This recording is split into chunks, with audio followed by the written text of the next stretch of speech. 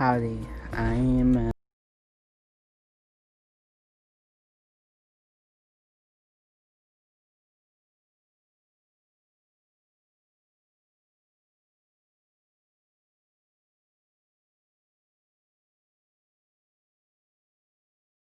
sounds familiar. It's made by the same folks who created Plague Inc. Endemic Creations. Alright, let's do this.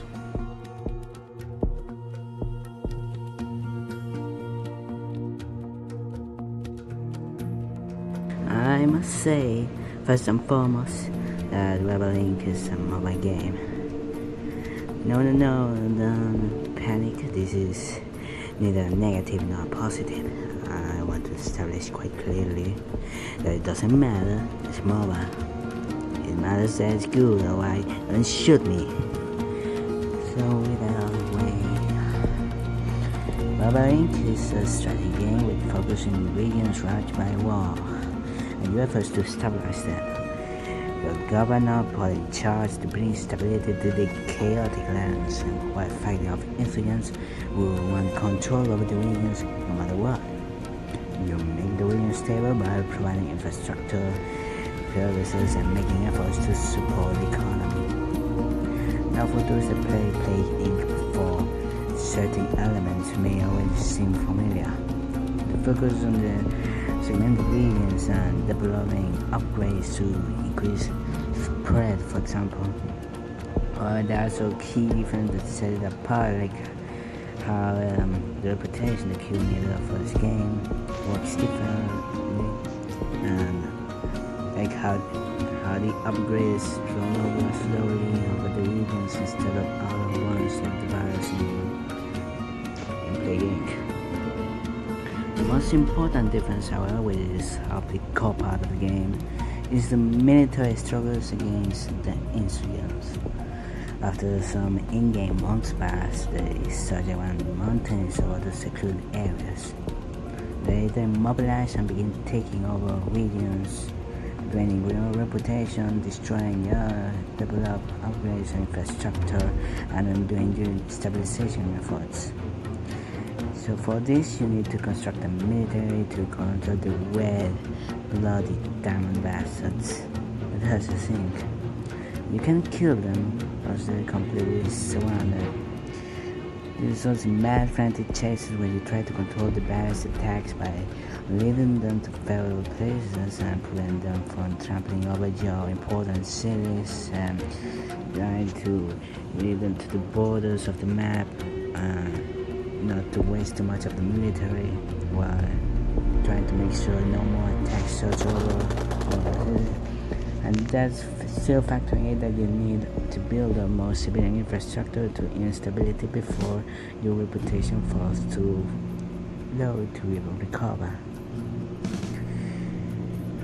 The insurgents add a lot of difficulty to the game. The reason why you can just instantly win. They're considered incredibly frustrating and are hated by pretty much everyone that ever played the game. Not helped by the fact they got no motive and they still go strong even if the region was transformed into an utopia. Basically perfect from the wasteland they was before.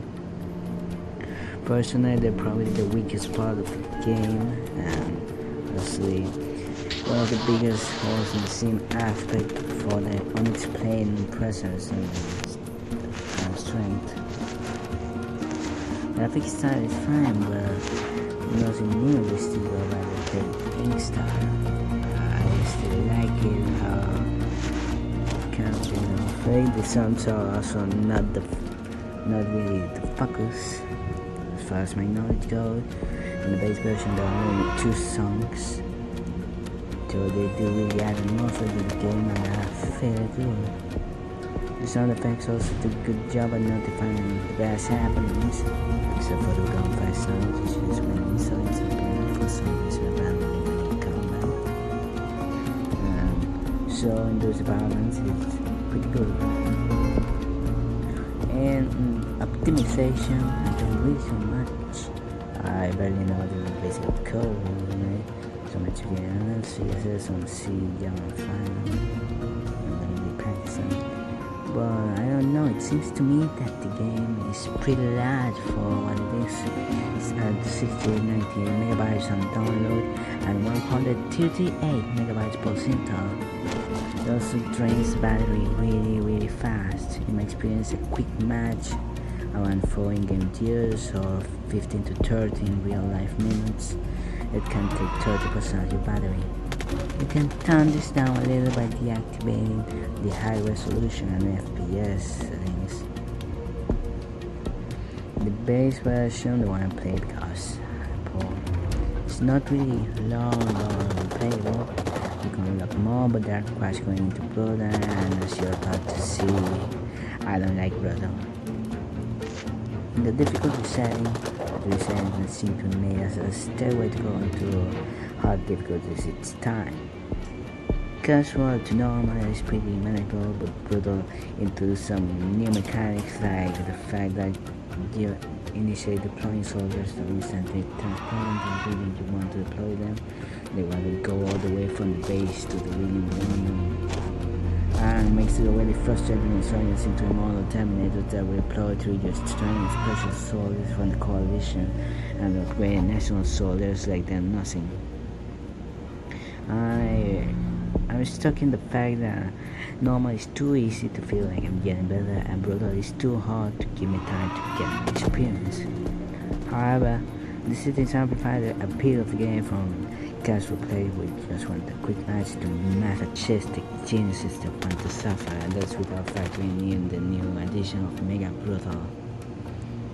On addictiveness, that's between quotes, and grippiness, the game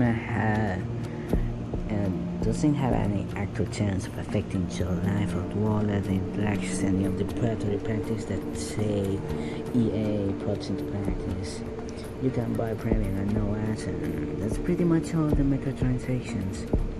The game has a strong core and it has very gripping games that will keep you entertained through the day without the toxicity from certain free games. Final thoughts. I definitely recommend this game. While question the quality to size ratio, the game is an enjoyable experience that you should look into and probably appeals to a large amount of people apart from the political implication and stuff.